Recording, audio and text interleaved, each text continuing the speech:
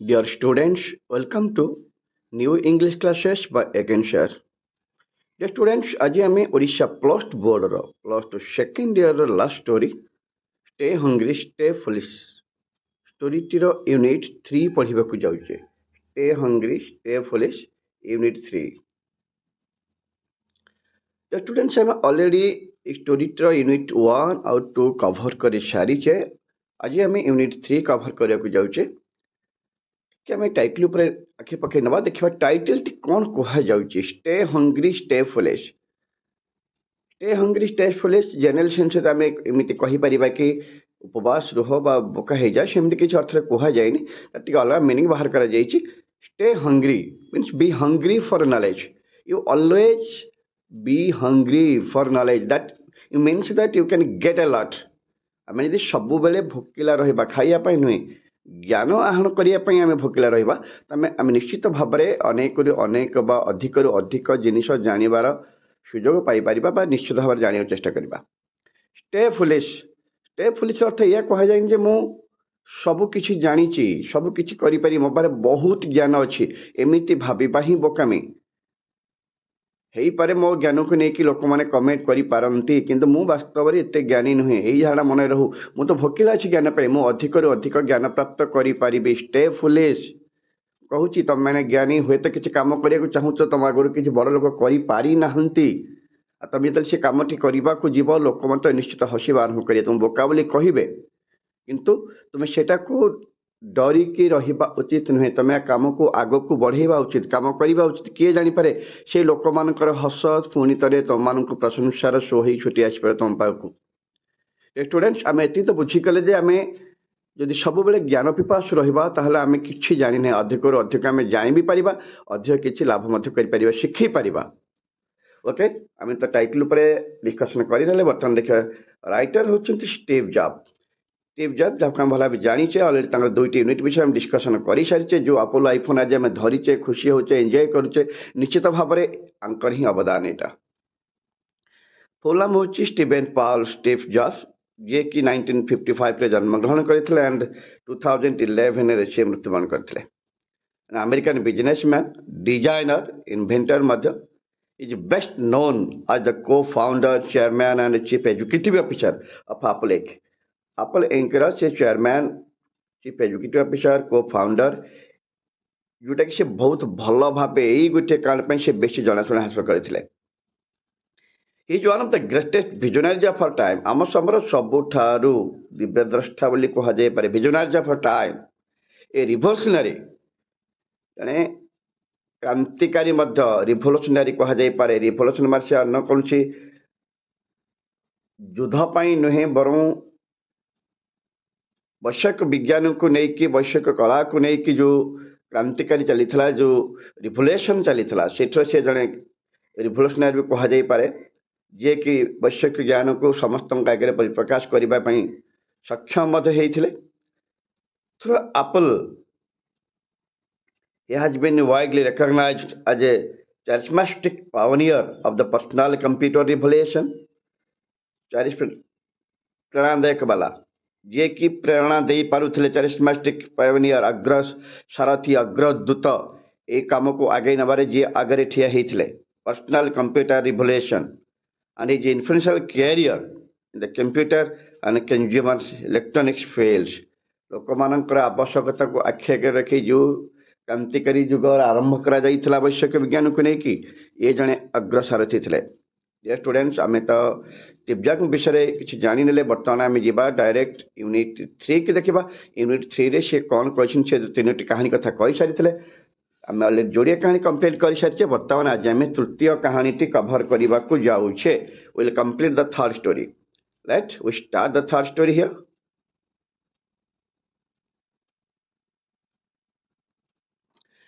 आम बर्तमान यूनिट 3 पहुंच सारी। आम बर्तमान देखने यूनिट 3 रे राइटर कौन कही। The third story of the writer is about his death.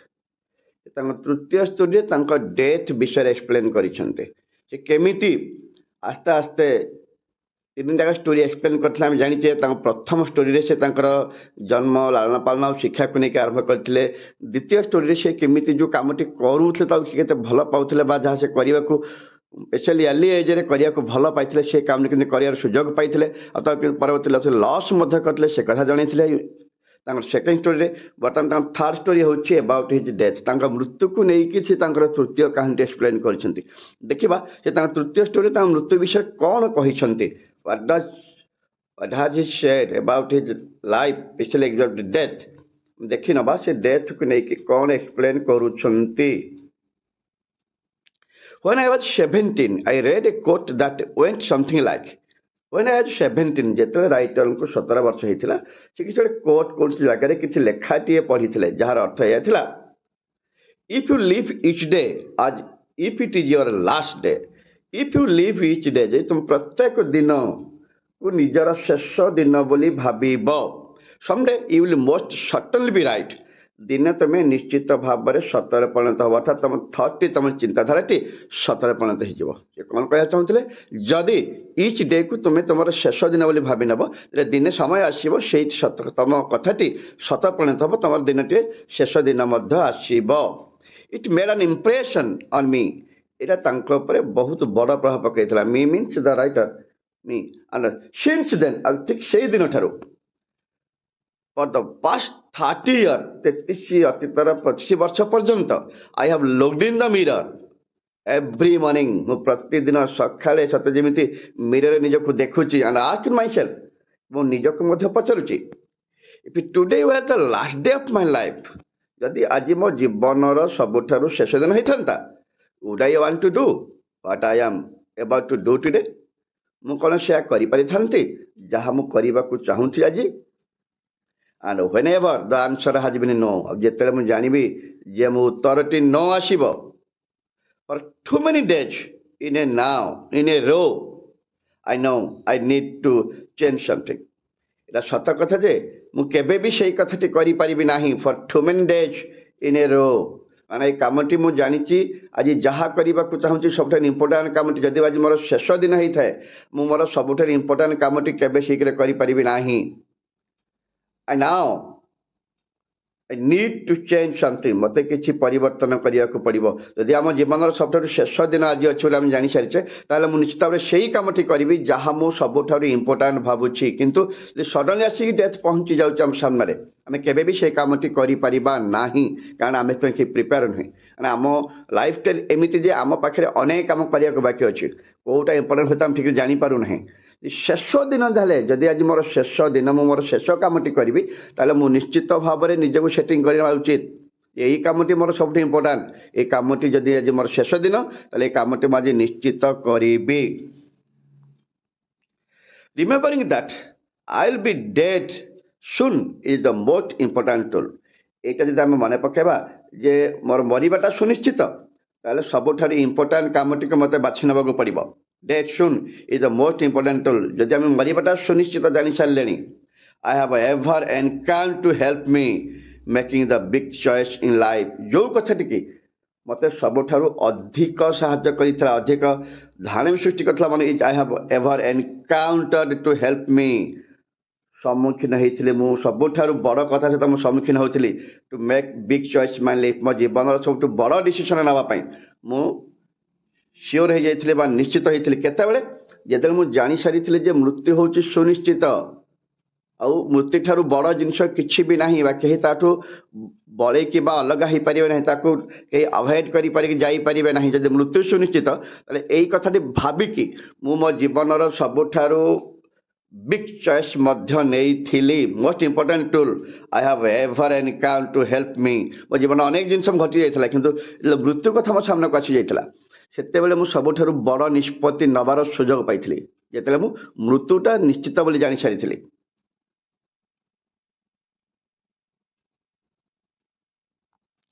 Because almost everything कारण जेते सब जिनिस रही ना ऑल एक्सटर्नल एक्सपेक्टेशन जेते सब आशा आता आशा रही प्रत्याशा रही ऑल प्राइड जेते गर्व अहंकार रही फियर ऑफ एम्ब्रासमेंट लज्जा करिवार हो बा अर्थ संकट हो ऑल फेलोर जीवन जिते सब किसी रही these things just fall away in the face of death ये सब किसी मृत्यु सामने विफल हो मूल्यहीन उठब आमर गर्व अहंकार धन संपत्ति लजा सबू किछि मृत्यु सामने ଭ୍ୟାଲୁଲେସ୍ ହେଇପଡ଼ିବ। in face of death living only what is truly important କିନ୍ତୁ ଯୋଉ ଜିନିଷଟି ମୋଷ୍ଟ ଇମ୍ପୋର୍ଟାଣ୍ଟ ସେଇଟା ହିଁ ଏକ୍ଜିଷ୍ଟ କରିଯିବ। ଆଉ ସବୁ କିଛି ମୃତ୍ୟୁ ସାମ୍ନାରେ ଜିରୋ ଏକ୍ସପ୍ଲେନ୍ ଆସିବେ, ଜିରୋ ଆସିଯିବେ ସମସ୍ତେ।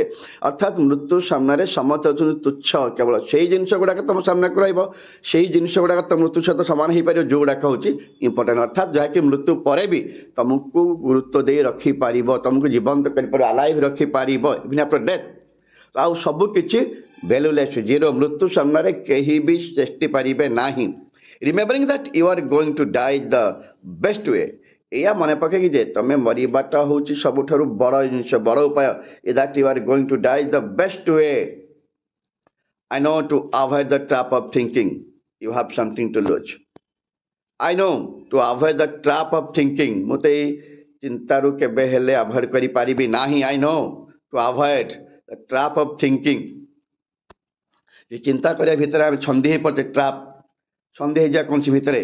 I know to avoid the trap of thinking you have something to lose।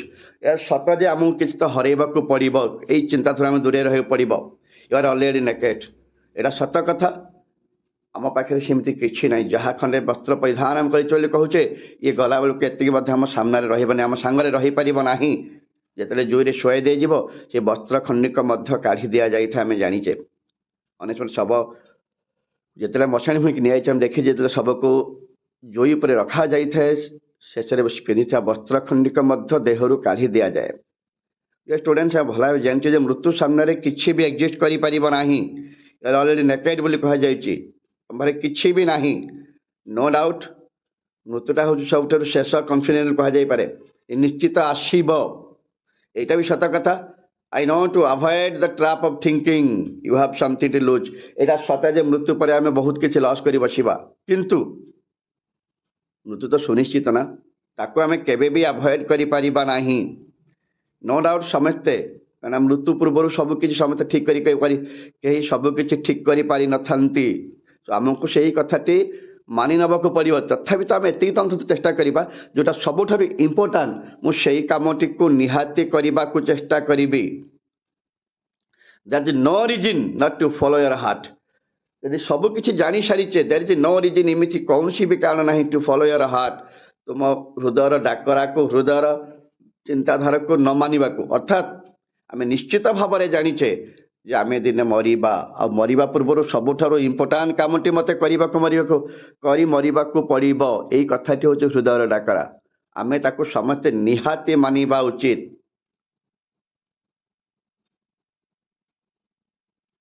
About a year ago I was diagnosed with cancer। ଗୋଟେ ବର୍ଷ ପୂର୍ବରୁ ମୁଁ ଡାଇଗ୍ନୋଜ ହେଇଥିଲି। ମୋର ଟେଷ୍ଟ କରାଯାଇଥିଲା, ମେଡ଼ିକାଲ ଟେଷ୍ଟ କରାଯାଇଥିଲା। ଡାଇଗ୍ନୋଜ କରିବା ମେଡ଼ିକାଲ ଟେଷ୍ଟ କରାଯାଇଥିଲା, ମୁଁ କ୍ୟାନ୍ସର ସଂକ୍ରମିତ ବୋଲି ଜଣାପଡ଼ିଥିଲା। I had an scan, ମୋର ଟିକେ ପରୀକ୍ଷା କରାଯାଇଥିଲା at 7:30 in the morning। ସକାଳ 7:30ରେ ମୋର ପରୀକ୍ଷା ମଧ୍ୟ କରାଯାଇଥିଲା। and it clearly showed a tumor। এটা କ୍ଲିୟରଲି ଗୋଟେ ଟ୍ୟୁମର ମଧ୍ୟ ଶୋ କରିଥିଲା, ଗୋଟେ ଆବୁ ଟାଇପ୍ର ମାଂସଳ ଅଂଶ ଗୋଟେ ଅନ୍ ମାଇ ପ୍ୟାଙ୍କ୍ରିକ୍। ପ୍ୟାଙ୍କ୍ରିକ୍ କହିଲେ ପରେ ଆମେ ଖାଦ୍ୟ ତାଲିକା, ଖାଦ୍ୟ ଗ୍ରନ୍ଥି ବୋଲି କହିପାରିବା, ଗୋଟେ ପାଚନ ତନ୍ତ୍ରର କନେକ୍ଟେଡ୍ କୁହାଯାଇପାରେ। I did not even know what a pancreas was। ସେତେବେଳକୁ ମୁଁ ଏପରିକି ଜାଣିନଥିଲି ଯେ ପ୍ୟାଙ୍କ୍ରିକ୍ଟି କ'ଣ। ବଟ୍ ଡକ୍ଟରମାନେ କହିଲେ ମୋର ପ୍ୟାଙ୍କ୍ରିକ୍ରେ ଗୋଟେ କ୍ୟାନ୍ସର ହେଇଛି। Doctors told me this was almost certainly a type of cancer. ସେ କ୍ଲିୟର ମଧ୍ୟ କରିଦେଇଥିଲେ ଯେ ପ୍ୟାଙ୍କ୍ରିକ୍ରେ ମୋର ଯେଉଁ ଟ୍ୟୁମରଟି ହେଇଛି ବା ଆବୁ ଅଂଶଟି ରହିଛି, ମାଂସଳ ଅଂଶଟି ରହିଛି, ଏଇଟା ହେଉଛି ଏକ ପ୍ରକାର କ୍ୟାନ୍ସର। ଦ୍ୟାଟ୍ ଇଜ୍ ଇନକ୍ୟୁରେବଲ୍, ଯାହାକି କ୍ୟୁର ହେଇପାରିବ ନାହିଁ ବା ଭଲ ହେବା ସମ୍ଭାବନା ନାହିଁ। And that I should expect to live no longer. ଆଉ ମୁଁ ମଧ୍ୟ ନିଶ୍ଚିତ ଭାବରେ ଏକ୍ସପେକ୍ଟ କରିନେବା ଉଚିତ ଯେ ମୁଁ ଆଉ ବେଶୀ ସମୟ ମଧ୍ୟ ବଞ୍ଚିବି ନାହିଁ। I should expect to live no longer, ମୁଁ ଆଉ ବେଶୀ ସମୟ ବଞ୍ଚିବି ନାହିଁ। Then there is to 6 months, maybe 3 to 6 months ଭିତରେ ମୁଁ ଆଉ ବଞ୍ଚିବି। My doctor advised me to go home and get my affairs in order। Doctor ମଧ୍ୟ ମୋତେ ଆଡ଼ଭାଇସ୍ କରିଦେଇଥିଲେ to go home, ଘରକୁ ଯାଇ କାମ ସବୁ ଠିକ୍ଠାକ୍ କରିବା ପାଇଁ ଚେଷ୍ଟା କର। which is a doctor's order for be prepared to die। ମରିବା ପୂର୍ବରୁ ଏଇଟା ହେଉଛି ଡକ୍ଟରଙ୍କର ଗୋଟେ କୋଡ଼ର, ଯାଇକି ସବୁକିଛି ନର୍ମାଲ କରିବା ପାଇଁ ଚେଷ୍ଟା କର। ତା ଅର୍ଥ ହୁଏତ ତୁମେ ଆଉ ବଞ୍ଚିବାର ଚାନ୍ସ ନାହିଁ, 3 ରୁ 6 ମାସ ଭିତରେ ତୁମେ ନିଶ୍ଚିତ ମରିବ। ତ ସେଥିପାଇଁ ନିଜକୁ ପ୍ରିପେୟାର କରିନିଅ ଆଉ ସବୁକିଛି ଅପଡେଟ୍ କରିବା ପାଇଁ ଚେଷ୍ଟା କର। ଏଇଟା ହେଉଛି ଡକ୍ଟରଙ୍କର ଗୋଟେ code word. It means to try to tell your kids everything. ତା ଅର୍ଥ ଏହା ସତ ଯେ ତୁମେ ତୁମର କିଡ୍ ବା ସନ୍ତାନ ସନ୍ତତିମାନଙ୍କୁ ସବୁକିଛି ଜଣେଇ ଦିଅ, କହିଦିଅ। Your thought you would have the next 10 years to tell them, ଯାହାକି ତମେ ଆସନ୍ତା 10 ବର୍ଷ ନେଇଥାନ୍ତ ସେମାନଙ୍କୁ କହିବା ପାଇଁ, ଏବେ ସେମାନଙ୍କୁ ସବୁକିଛି କହିଦିଅ। ଇନ୍ ଜଷ୍ଟ ଏ ଫ୍ୟୁ ମନ୍ଥs, କିଛି ମାସ ଭିତରେ ସବୁକିଛି ଜଣେଇଦିଅ ଯାହାକି ତମେ 10 ବର୍ଷ ପରେ କହିଥାନ୍ତ, କିନ୍ତୁ ଏବେ ସବୁକିଛି କହିଦିଅ। ଇଟ୍ means two make sure everything is button up show that eat make sure, ଏହା ମଧ୍ୟ ନିଶ୍ଚିତ ହେଇଯାଅ ଏଭ୍ରିଥିଙ୍ଗ ଇଜ୍ ବଟନ୍ ଅପ୍, ସବୁକିଛି ଅନ୍ତ କର, ଶେଷ କର, ଏକ୍ସପ୍ଲେନ୍ କରିଦିଅ। ବଟନ୍ ଅପ୍ ସବୁକିଛି ଅନ୍ତ କରିଦିଅ ବା ଶେଷ କଥା କହିଦିଅ। So that it will be easy as possible for your family, ଯାହାକି ସହଜ ହେଇପଡ଼ିବ। It will is be for your family, ତୁମ ପରିବାର ପାଇଁ ଏଇଟା ସବୁଠାରୁ ସହଜ ହେଇପଡ଼ିବ, ସେମାନେ ଯେମିତି ଆଗକୁ ଠିକ୍ରେ ବଢ଼ିପାରିବେ। It means to say goodbye, ଅର୍ଥାତ୍ ତୁମେ ତୁମ ପରିବାରକୁ ଶେଷ ବିଦାୟ ଦିଅ, good bye.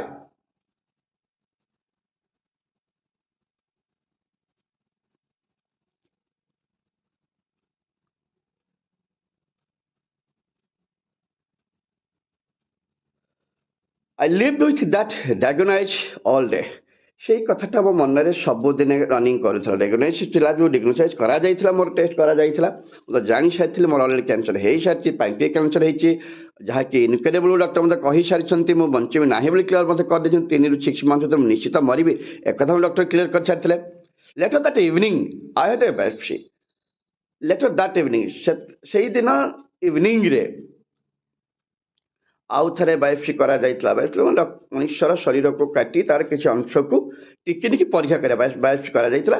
Where they stock ଆନ୍ ଇଣ୍ଡୋସ୍କୋପ୍, ଯେଉଁଠି ସେମାନେ ଗୋଟେ ଇଣ୍ଡୋସ୍କୋପ୍କୁ ଷ୍ଟକ୍ କରିଥିଲେ ବା ଏଣ୍ଟ୍ରି କରାଇଥିଲେ। ଷ୍ଟକ୍ ଆନ୍ ଇଣ୍ଡୋସ୍କୋପ୍ ବୋଲି କହିଛନ୍ତି ସେ ସ୍ପେଶାଲି ଗୋଟେ ସାଇଣ୍ଟିଫିକ୍ ଟର୍ମ। ଇଣ୍ଡୋସ୍କୋପ୍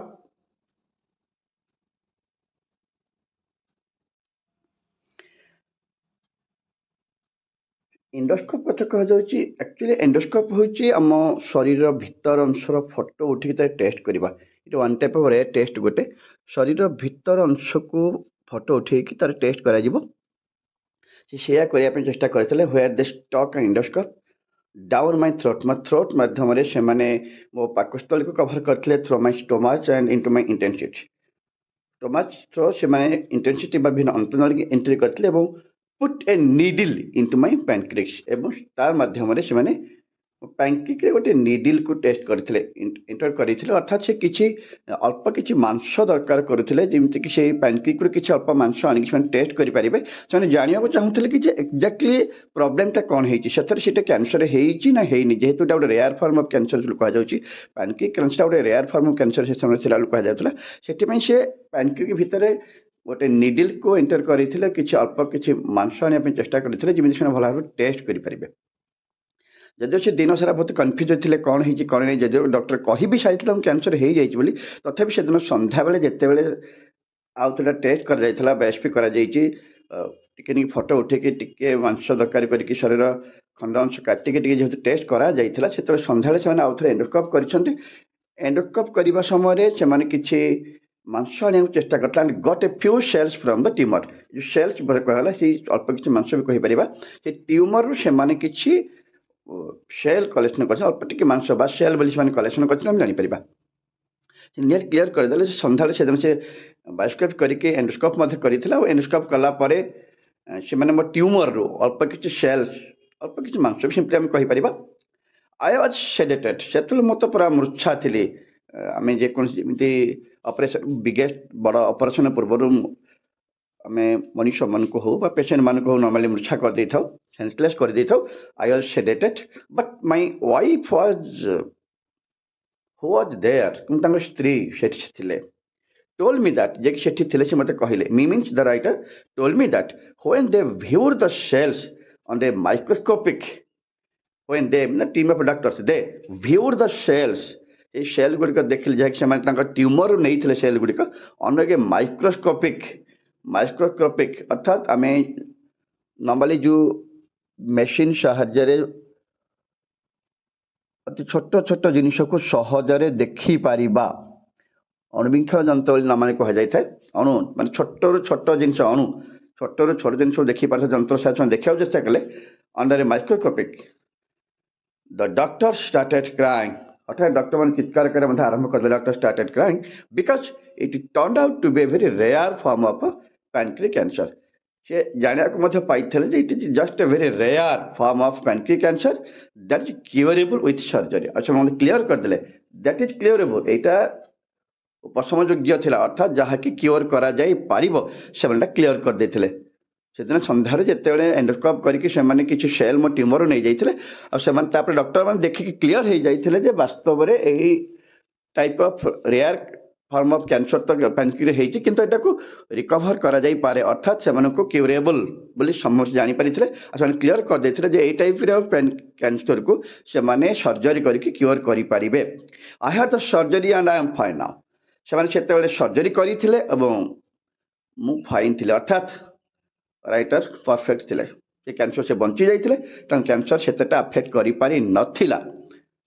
ଯେଉଁଟାକି ସେ ଡେଥ୍କୁ ବେଶୀ ଇମ୍ପୋର୍ଟାନ୍ସ ଦେଇଥିଲେ। ଡେଥ୍ ଆଣ୍ଡ ଲାଷ୍ଟ ଷ୍ଟୋରି ବୋଲି ସେ ମେଣ୍ଟେନ୍ କରିଥିଲେ ଯେ ଏଇଟା ଦେଖ ପିଲେ କେତେ ଆମେ ନର୍ମାଲି ଆଜିକାଲି ଦୁନିଆରେ ଦେଖୁଛେ ରେୟାର କେସ୍ରେ କିଛି କ୍ୟାନ୍ସର ଭଲ ହେଉଛି, otherwise most of the patient ବର୍ତ୍ତମାନ ମରୁଛନ୍ତି। କିନ୍ତୁ ସେ ସମୟରେ ବି ସେମାନେ ତାଙ୍କ ବାୟୁ ମାଧ୍ୟମରେ ହଉ ବା ଏଣ୍ଡୋସ୍କୋପି କ୍ଲିୟର କନଫର୍ମ ହେଇଯାଇଥିଲେ ଯେ ଡକ୍ଟରଙ୍କୁ ଯେଉଁ ଟାଇପ୍ର ହେଇଛି ବା ଡକ୍ଟରମାନେ କନଫର୍ମ ହେଇଯାଇଥିଲେ ଯେ ରାଇଟରଙ୍କୁ ଯେଉଁ ଟାଇପ୍ର କ୍ୟାନ୍ସର ହେଇଥିଲା ସେଇ ଟାଇପ୍ର କ୍ୟାନ୍ସରକୁ କ୍ୟୁରେବଲ୍ କରିବା possible.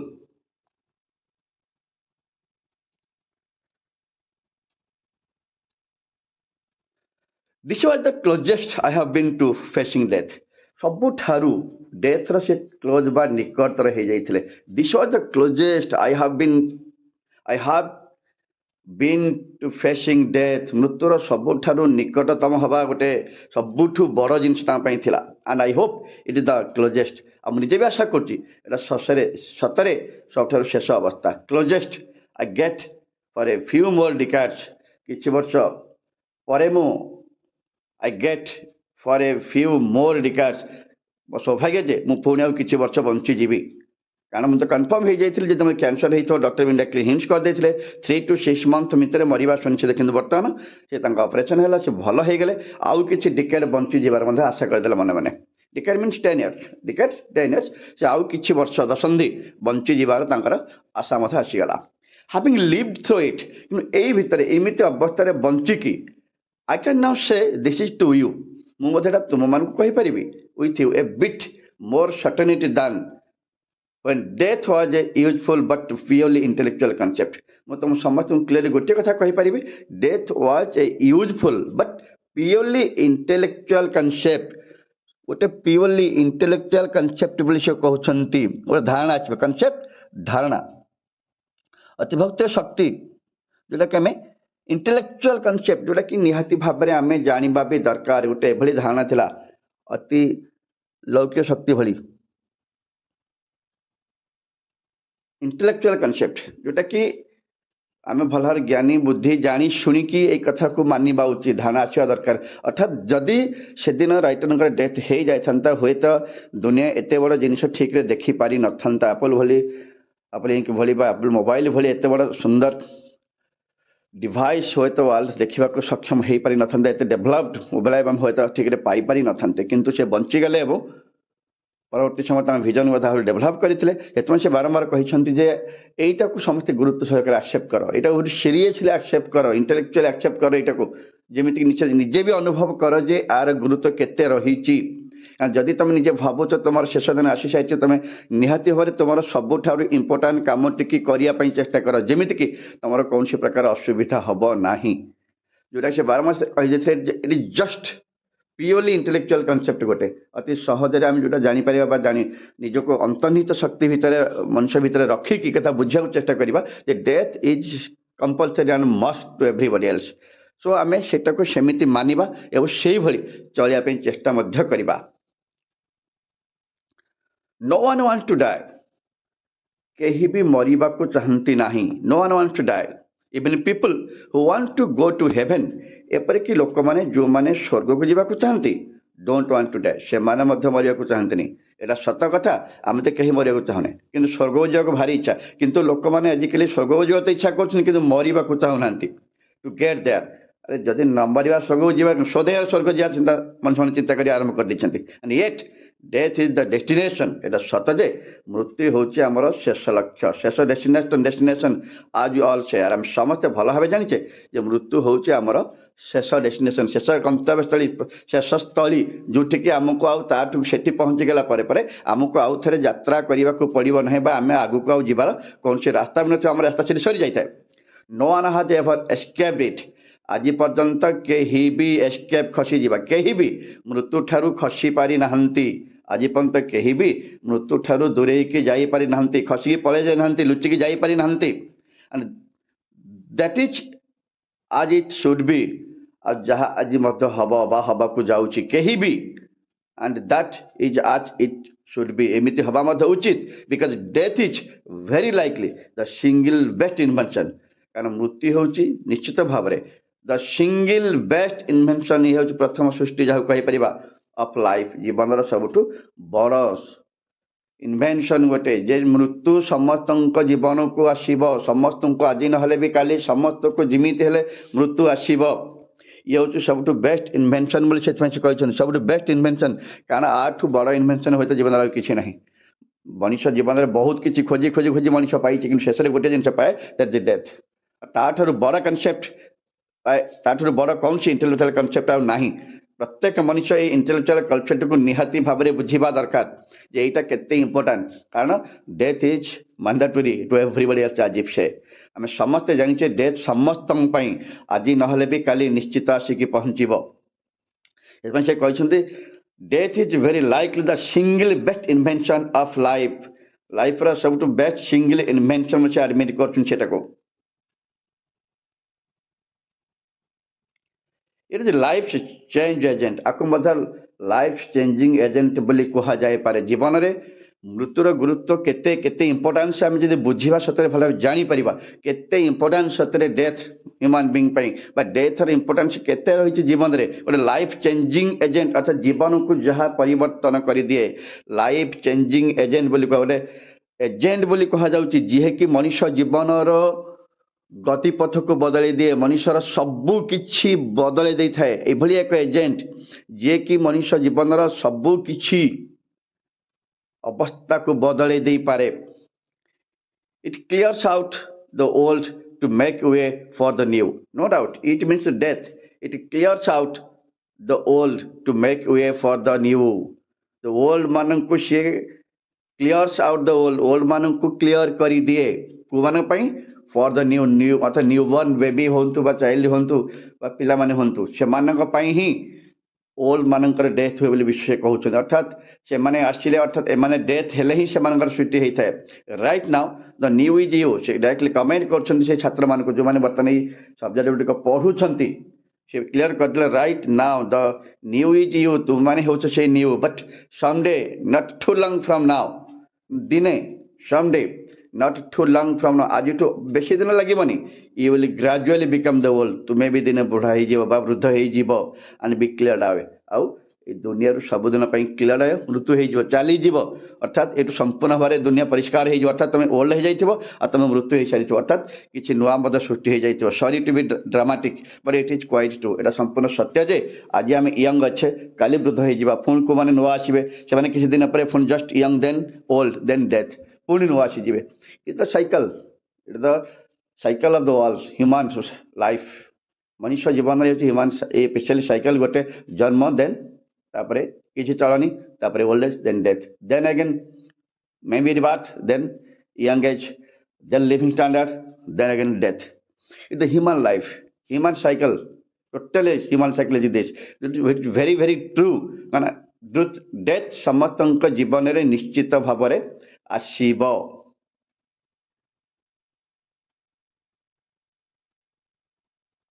Your time is limited, so don't waste it living somebody else's life. Your time means our time is limited. वास्तव में जीवन तो क्षणस्थायी जानी ना केबे केतेबेले कोठी कार कौन हो जीव केबे केतेबेले कोठी जन मृत्युवरण करिवो ए कथा केही केबे कहि परिबा नाही. Your time is limited, so don't waste it. So आहा को नष्ट कर नाही. लिविंग someone's life ଅନ୍ୟଙ୍କ ଜୀବନରେ ଆଧାରିତ କରିକି ଅନ୍ୟଙ୍କ ଉପରେ ଭରସା କରିକି ବଞ୍ଚ ନାହିଁ। someone's life ଆମେ ସିମ୍ପଲି ସେଇ ଅର୍ଥରେ ବୁଝିପାରିବା ଯେ ଅନ୍ୟ ଉପରେ ଡିପେଣ୍ଡ କରିକି ଅନ୍ୟ ଉପରେ ଭରସା କରିକି ତମ ଜୀବନକୁ ବଞ୍ଚିବାକୁ ଚେଷ୍ଟା କର ନାହିଁ। ଡୋଣ୍ଟ ବି ଟ୍ରାପ୍ଡ ବାଇ ଡଗମା। କେବେ ବି ବନ୍ଦୀ ହେଇଯାଅ ନାହିଁ। ଟ୍ରାପ୍ଡ ହେଇଯିବା, ବନ୍ଦୀ ହେଇଯିବା, କାହା କଥାରେ ବାନ୍ଧି ହେଇ ରହିଯିବା। ଡୋଣ୍ଟ ବି ଟ୍ରାପ୍ଡ ବାଇ ଡଗମା। ଡଗମା ମାନେ ଅନେକ ଲୋକ ପିଲେ ବହୁତ କଥା କହିଥାନ୍ତି, ଆମେ ସେମାନଙ୍କ କଥାରେ ବେଶୀ ପ୍ରଭାବିତ ହେଇକି ବହୁତ ଅସୁବିଧାର ସମ୍ମୁଖୀନ ହେଇଥାଉ। ଆମେ କେବେ କାହାର କଥାରେ ପଡ଼ିକି ଅସୁବିଧାର ସମ୍ମୁଖୀନ ହେବା ନାହିଁ। ଆମେ ଡଗମାକୁ ଦୂରେଇ ଯାଉ ଚେଷ୍ଟା କରିବା।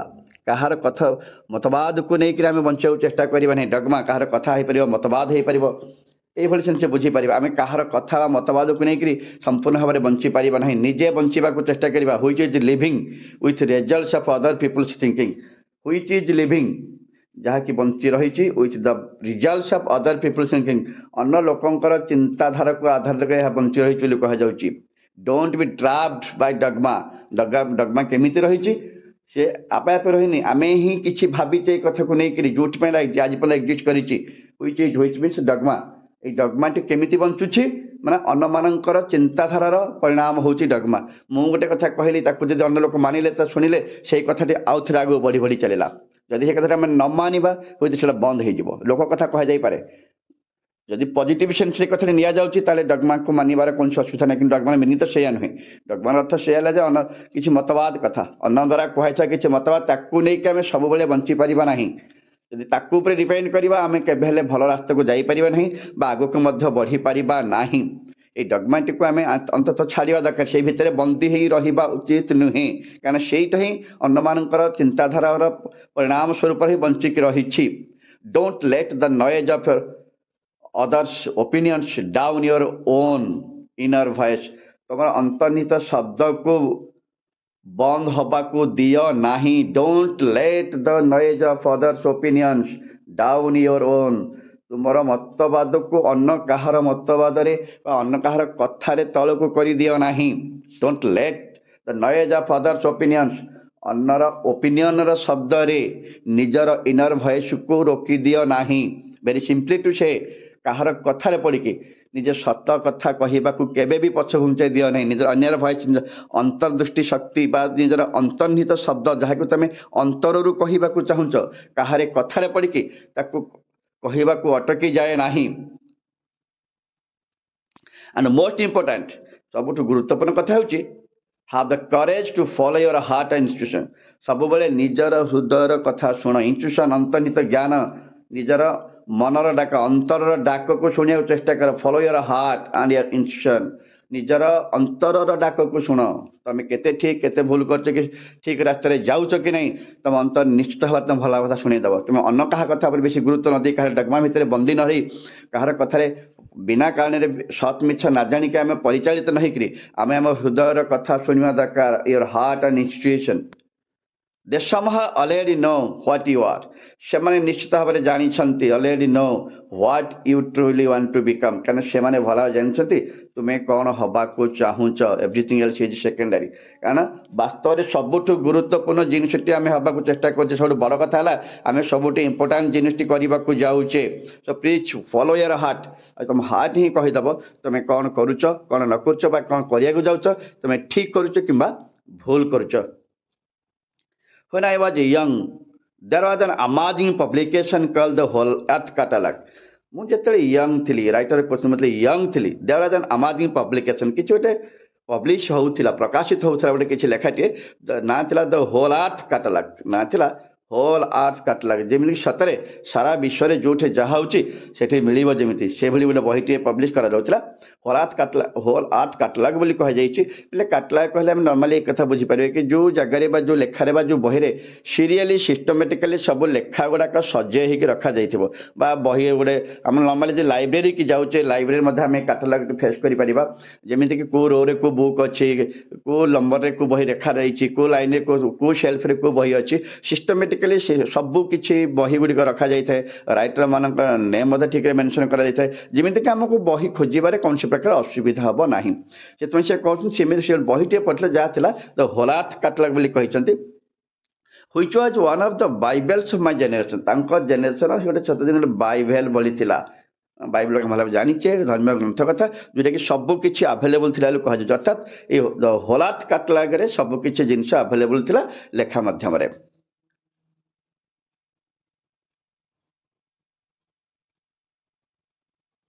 It was created by a fellow named Stewart Brand.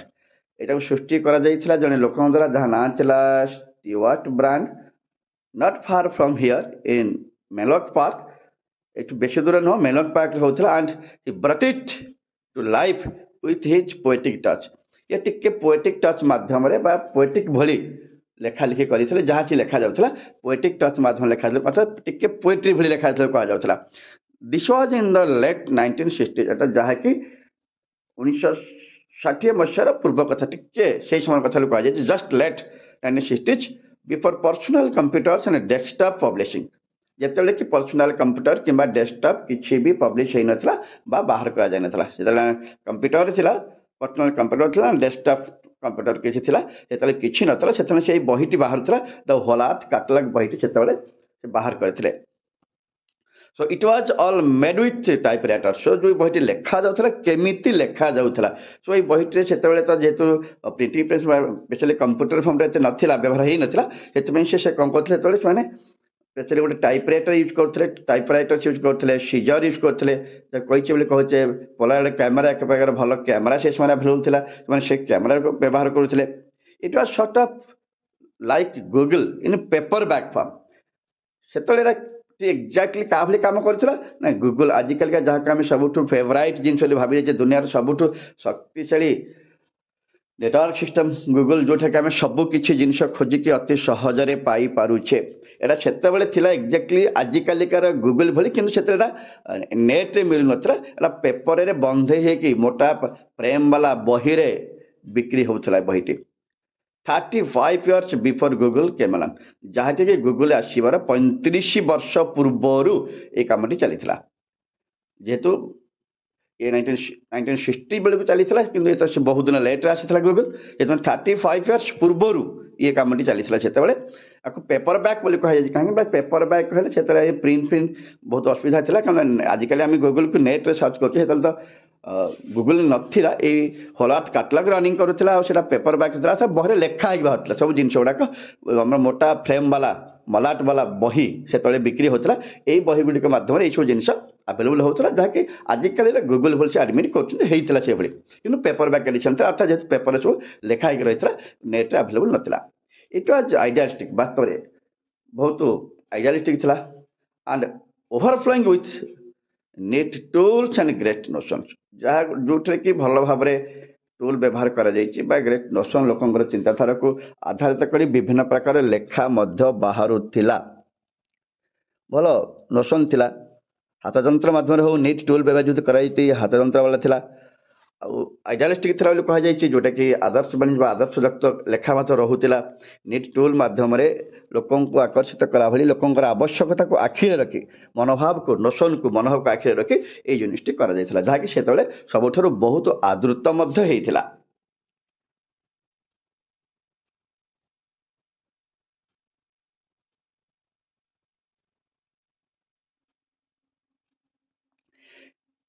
Stewart and his team put out several issues of the Horace Catalog.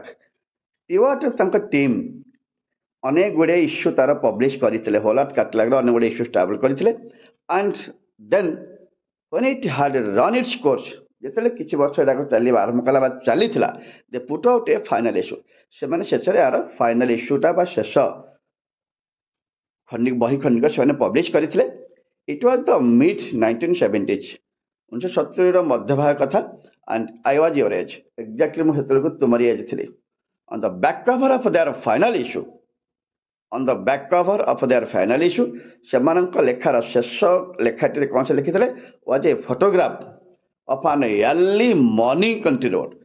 ତାଙ୍କ ଶେଷ ପବ୍ଲିକେସନର ବହିର କଭର ପେଜ୍ରେ, ସ୍ପେଶାଲି ବ୍ୟାକ୍ ସାଇଟ୍ରେ, final issue was a publication back କଭରର ଗୋଟେ ଫଟୋଗ୍ରାଫଟେ ଲାଗିଥିଲା of an early morning country road, ଗୋଟେ କୌଣସି ଏକ ଗ୍ରାମ୍ୟ ରାସ୍ତା, ଆନ୍ ୟାର୍ଲି ମର୍ଣ୍ଣିଂ କଣ୍ଟ୍ରି ରୋଡ୍, ସକାଳର ସତରେ ଯେମିତି ଗୋଟେ ସକାଳ ପରିବେଶ ସହିତ ଗୋଟେ ମର୍ଣ୍ଣିଂ କଣ୍ଟ୍ରି ରୋଡ୍ର ସେମାନେ ପବ୍ଲିଶ କରିଥିଲେ ତାଙ୍କ ହଲତ କାଟଲାଗର ବ୍ୟାକ୍ କଭରରେ ପବ୍ଲିଶ କରିଥିଲେ ଲେଖାଟିକି ବା ଗୋଟେ ଫଟୋଟି ଦେଇଥିଲେ।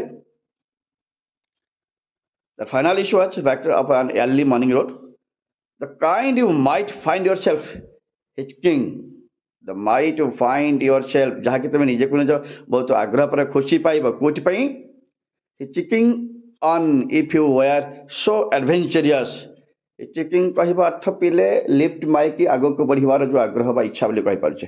ଲିଫ୍ଟ ମାଗିକି ଆଗକୁ ବଢ଼ିବାର ଯେଉଁ ଆଗ୍ରହ ମନ ଭିତରେ କାହାକୁ ମାଗଣାରେ ଯିବା ପାଇଁ ଯେଉଁଟା କୁହାଯାଇଥାଏ ଲିଫ୍ଟ ମାଗିକି ଆଗକୁ ଯିବା ପାଇଁ ରାସ୍ତା ଖୋଜିବା ମାନେ ଯଦି ସତରେ ଇଣ୍ଟରେଷ୍ଟେଡ୍ ହେଇଥିବ ଯେଉଁଭଳି ରାସ୍ତାଟି ସେ ଅତି ସୁନ୍ଦର ଭାବରେ ଯେଉଁ ଫଟୋଟି ଛାପିଥିଲେ ବ୍ୟାକ୍ କଭରରେ ଗୋଟେ ମର୍ଣ୍ଣିଂ କଣ୍ଟ୍ରି ସାଇଡ୍ ରୋଡ଼ରେ ଗୋଟେ ସୁନ୍ଦର ଫଟୋଟି ଛାପିଥିଲେ ଯାହାକୁ ବି ଇଣ୍ଟରେଷ୍ଟେଡ୍ ଥିବ ଯିଏ ଟିକେ ଆଡଭେଞ୍ଚରସ୍ ଥିବ ବା ବୁଲାବୁଲି କରିବା ପାଇଁ ଆଗ୍ରହ ପ୍ରକାଶ କରୁଥିବେ ସେମାନେ ଏଭଳି ରାସ୍ତା ଦେଖିଲେ ନିଶ୍ଚିତ ଭାବରେ କାହାକୁ ନା କାହାକୁ ମାଗଣାରେ ଲିଫ୍ଟ ମାଗିକି ଆଗକୁ ଯିବା ପାଇଁ ଆଗ୍ରହ ପ୍ରକାଶ କରିବେ। hitching on a few we are so ଯଦି ତୁମେ ଆଡଭେଞ୍ଚର ହେଇଥିବ ନିଶ୍ଚିତ ଭାବରେ ଏଭଳି ଏକ ରାସ୍ତାରେ ତୁମେ ଚୁପ୍ ହେଇକି ରହିପାରିବ ନାହିଁ। ତୁମେ ନିଶ୍ଚିତ ଭାବରେ ଆଗକୁ ବଢ଼ିବା ପାଇଁ ଚେଷ୍ଟା କରିବ। ବୋଲେ ଏଇ ଫଟୋଟିର ଉଦ୍ଦେଶ୍ୟ ବି ସେଇଆ ଥିଲା ସଦାସର୍ବଦା ଆଗକୁ ବଢ଼ିବା ପାଇଁ ଚେଷ୍ଟା କର। beneath it were the words ତଳେ କିଛି ଶବ୍ଦ ମଧ୍ୟ ଲେଖାଯାଇଥିଲା beneath it were the words stay hungry stay foolish। ସେମାନେ ଏଇ ଲେଖାଟିକି ମଧ୍ୟ ପବ୍ଲିଶ କରିଥିଲେ stay hungry stay foolish କହିଥିଲି। ଗାଇଜ୍ ଆମେ stay hungry ଅର୍ଥ ସେୟା ବୁଝିଥିଲେ be hungry for knowledge। ଆଉ ଯଦି ଫୁଲ୍ସ କଥା କୁହାଯାଇଛି ନେଭର ଥିଙ୍କ ଦ୍ୟାଟ୍ ତମେ ସବୁ କିଛି ଜାଣିଛ। କାରଣ ଅନେକ ଲୋକ ତ ସବୁ କିଛି ଜାଣିକି ଫେଲ୍ ହେଇଥାନ୍ତି ଆଉ ତମେ ଯେତେବେଳେ ସେଇ କଥାକୁ ଜାଣିକି ଚେଷ୍ଟା ବି କରୁଛ ହୁଏତ ଲୋକମାନଙ୍କୁ ହସି ପାରନ୍ତି କିନ୍ତୁ ପରବର୍ତ୍ତୀ ସମୟରେ ତମେ ସକ୍ସେସ୍ ହବ ଏଇ କଥାଟି ମନେ ନିହାତି ଭାବରେ ରଖ। It was their farewell message as they signed up. ଏଇଟା ସେମାନଙ୍କର ଫେୟାରୱେଲ୍ ମେସେଜ ଥିଲା ଅର୍ଥାତ୍ ଶେଷ ବାଣୀ ଶେଷ ଶବ୍ଦ ଆଡଭାଇସ୍ ଲୋକମାନଙ୍କ ପାଇଁ stay hungry stay ଫୁଲିଶ as they signed up ଅର୍ଥାତ୍ ସେମାନଙ୍କର ପବ୍ଲିକେସନ୍ ଏଇଠାରୁ ବନ୍ଦ ହେଇଯାଇଥିଲା ଆପରେ ସେ ଆଉ ପବ୍ଲିକେସନ୍ କରି ନଥିଲେ। stay hungry stay foolish and I have always wished that for myself। ଆଉ ସବୁବେଳେ ମୁଁ ମୋ ଜୀବନରେ ଏଇଟାକୁ ମଧ୍ୟ ୱିଶ୍ କରି ଚାଲିଛି stay hungry stay foolish ଏଇ କଥାଟିକୁ ମୁଁ ସବୁବେଳେ ମୋ ଜୀବନ ସହିତ ମିଳେଇ ଚାଲିଛି ମିଶେଇ ଚାଲିଛି ଆଉ ସେଇ ସୁବିଧାରେ ବା ସେଇଟାକୁ ଆଖି ଆଗରେ ରଖିକି ମୁଁ ମଧ୍ୟ ଆଗକୁ ବଢ଼ିବା ପାଇଁ ଚେଷ୍ଟା କରିଛି। and now as you graduate to begin a new ଯେହେତୁ ତମମାନେ ଗ୍ରାଜୁଏଟ୍ ତମେ ନିଶ୍ଚିତ ଭାବରେ ନୂଆ କିଛି ଆରମ୍ଭ କରିବାକୁ ଯାଉଛ I wish that for you ମୁଁ ମଧ୍ୟ ତୁମକୁ ସେଇଟା ୱିଶ୍ କରୁଛି I wish that for you stay hungry stay foolish। ତୁମେ ସେଇ ହଙ୍ଗରି ହୁଅ ଏବଂ ନିଜକୁ କେବେ ଗର୍ବ କର ନାହିଁ ତୁମେ ସବୁ କିଛି ଜାଣିଛ ବୋଲି ତୁମେ ଚେଷ୍ଟା କର କିଛି ଅଧିକରୁ ଅଧିକ ନୂଆ ଜାଣିବା ପାଇଁ। ଷ୍ଟୁଡେଣ୍ଟସ୍ ୟୁନିଟ୍ 3 ଅଲସୋ ଓଭର ସାରିଛି ଯାହାର କିଛି ବି କେଉଁଠି ଡାଉଟ୍ ରହୁଛି ତୁମେ କମେଣ୍ଟ ବକ୍ସ ମାଧ୍ୟମରେ ନିହାତି ପଚାରିବାକୁ ଚେଷ୍ଟା କର। ଏବଂ ଆଉ ଗୋଟେ ବଡ଼ ଆଡ଼ଭାଇସ୍ କରୁଛି ଯେହେତୁ ପରୀକ୍ଷା ପାଖେଇ ଆସିଲାଣି ସବୁତକ ଟେଷ୍ଟ ତୁମ ପାଖରେ ପହଞ୍ଚି ସାରିଲାଣି ଯାହାର ଯେଉଁ ଟେଷ୍ଟ ଡାଉଟ୍ ରହୁଛି ନିଶ୍ଚିତ ଭାବରେ କମେଣ୍ଟରେ ପଚାରିବାକୁ ଚେଷ୍ଟା କର। ଏବେ ସୁଦ୍ଧା ଯେଉଁମାନେ ମୋ ଚ୍ୟାନେଲକୁ ସବସ୍କ୍ରାଇବ୍ କରିନାହାନ୍ତି ନିହାତି ଭାବରେ ମୋ ଚ୍ୟାନେଲଟିକୁ ସବସ୍କ୍ରାଇବ୍ କରିବାକୁ ଚେଷ୍ଟା କର ଏବଂ ବେଲ୍ ଆଇକନ୍ ମଧ୍ୟ ନିହାତି କ୍ଲିକ୍ କରନ୍ତୁ ଯେମିତିକି ମୁଁ ପଠାଉଥିବା ସବୁ ଇମ୍ପୋର୍ଟାଣ୍ଟ ଭିଡ଼ିଓ ମଧ୍ୟ ତୁମମାନଙ୍କ ପାଖରେ ସହଜରେ ପହଞ୍ଚି ପାରିବ। ଆଉ ଡେରି କରନ୍ତୁ ନାହିଁ ଯେତେବେଳେ ଯେକୌଣସି ଭିଡ଼ିଓ ବର୍ତ୍ତମାନ ଯାଉଛି ବର୍ତ୍ତମାନ ଯେହେତୁ ତୁମର ଅଲରେଡ଼ି ବୋଧ ହୁଏ ପରୀକ୍ଷା ପାଖେଇ ଆସିଲାଣି ସେଥିପାଇଁ କେହି ବି ଗୋଟେ ଟାଇମ୍ ୱେଷ୍ଟ କରେ ନାହିଁ ବୋର୍ଡ଼ ପରୀକ୍ଷା ମଧ୍ୟ ପାଖେଇ ଆସିଲାଣି ଯାହା ବି ଭିଡ଼ିଓ ଯାଉଛି ଇମ୍ପୋର୍ଟାଣ୍ଟ ଭିଡ଼ିଓ ହଉ MCQ ହଉ କ୍ୱେଶ୍ଚିନ୍ ଆନ୍ସର ହଉ ଡିକ୍ସନାରୀ ସ୍କିଲ୍ ହଉ ରିପୋର୍ଟ ରାଇଟିଂ ଉପରେ ହଉ ବା ଗ୍ରାଫିକ୍ ଉପରେ ଯାହା ବି କ୍ୱେଶ୍ଚିନ୍ ଯାଉଛି ଯଥାସମ୍ଭବ ନିଜେ କରିବା ପାଇଁ ନିଜେ ବୁଝି ନିଅ। ତଥାପି ଯାହାର କିଛି ଡାଉଟ୍ ରହୁଛି କୌଣସି ବି କ୍ୱେଶ୍ଚିନ୍ ଉପରେ ଡାଉଟ୍ ଅଛି କୌଣସି ଭିଡ଼ିଓ ଉପରେ ପ୍ରୋବ୍ଲେମ୍ ଅଛି ଜାଣିବା ପାଇଁ ଦେଖିବାକୁ ଅସୁବିଧା ହେଉଛି ନିଶ୍ଚିତ ଭାବରେ କମେଣ୍ଟ ମାଧ୍ୟମରେ ଜଣାଇବାକୁ ଚେଷ୍ଟା କର। Thank you dear students.